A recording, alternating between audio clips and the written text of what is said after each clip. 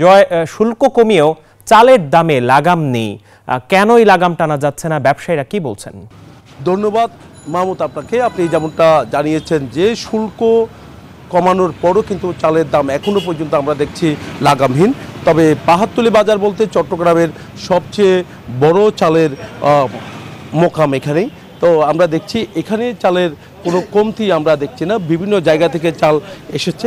তবে চালের কমতি না থাকলেও কিন্তু আমরা দেখছি আমদানিকৃত চালও কিন্তু এখানে সরবরাহ অনেক বেড়েছে। তবে আমদানিকৃত চালের দাম 50 টাকা বস্তায় কমিয়েছে, কিন্তু দেশীয় যে চাল সে চালের দাম এখনও পর্যন্ত কমেনি। এখানে যারা এসেছেন তাদের সাথে আমরা একটু কথা বলার চেষ্টা করব। আমরা একটু জানতে চাচ্ছি যে এখানে যারা আড়তদার আছেন এমনকি পাইকার যারা আছেন তারা যেমনটা জানিয়েছেন যে চালের যেভাবে সরবরাহ বেড়েছে সেভাবে কিন্তু চালের দামটা যদি কমতো তাহলে সবার জন্য সহজ হতো। আচ্ছা, চালের দাম কেমন আছে, সরবরাহ কেমন আছে? সরবরাহ প্রচুর, যেটা অস্বাভাবিক অতুলনীয় সরবরাহ, কিন্তু দাম আমাদের দেশীয় চাউলের দাম কমতেছে না। এবং আমাদের যেটা এলসি চাউলটা কিছু সামান্য কিছু 50-60 টাকা করে বস্তায় কমছে, কিন্তু আমাদের দেশীয় চাউলের দাম নয়। তবে এমনি বাজারটা স্থবিরতা সৃষ্টি হয়েছে, মনে হচ্ছে যেন বাজার একটু কমের দিকে যাবে, কমার সম্ভাবনা আছে। যেহেতু চাউলের কোনো অভাব নাই, প্রচুর চাউল মার্কেটে এবং প্রচুর চাউল মোকামে, কিন্তু চাউলের অভাব নাই, কিন্তু দাম কমতেছে না। এটা একটা যে সিন্ডিকেট আছে ওই সিন্ডিকেট এখনো তারা বহাল রাখে দিছে। অনেক ধন্যবাদ। আমরা এতক্ষণ ধরে কথা বলেছি যে পাইকারের সাথে, পাইকারটা যেমনটা জানিয়েছেন চালের সরবরাহ যেভাবে বেড়েছে, তো আশা করা যায় দ্রুত সময়ের মধ্যে চালের দাম কমবে বলে তারা আশা করছেন।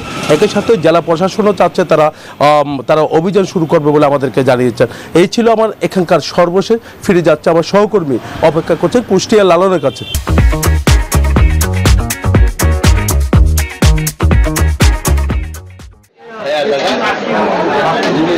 ধন্যবাদ জয়। আপনি চট্টগ্রামের বাজারের চিত্র যেমনটি জানাচ্ছিলেন, কুষ্টিয়ার বাজারেও কিন্তু আসলে একই অবস্থা। এখানকার ব্যবসায়ীরা যেটি বলছেন যে আসলে চালের বাজার কিন্তু এখনো স্থিতিশীল, অর্থাৎ চাল আমদানির পরে যে বাজেটটি মানে কমার কথা ছিল সেইটির প্রভাব কিন্তু এখনো কুষ্টিয়ার বাজারে পড়েনি। এর কারণ হিসেবে ব্যবসায়ীরা যেটি বলছেন যে আসলে দেশের বাইরে থেকে যে চাল আমদানি করা হচ্ছে সেই চাল কিন্তু আসলে পর্যাপ্ত পরিমাণে ব্যবসায়ীদের হাতে পৌঁছাচ্ছে না। এই ফলে কিন্তু আসলে তাদেরকে আগের দামেই কিন্তু আসলে চাল বিক্রি করতে হচ্ছে। আরেকটি বিষয় তারা বলছেন যে আমদানি করা চালের দামও কিন্তু আসলে বেশি।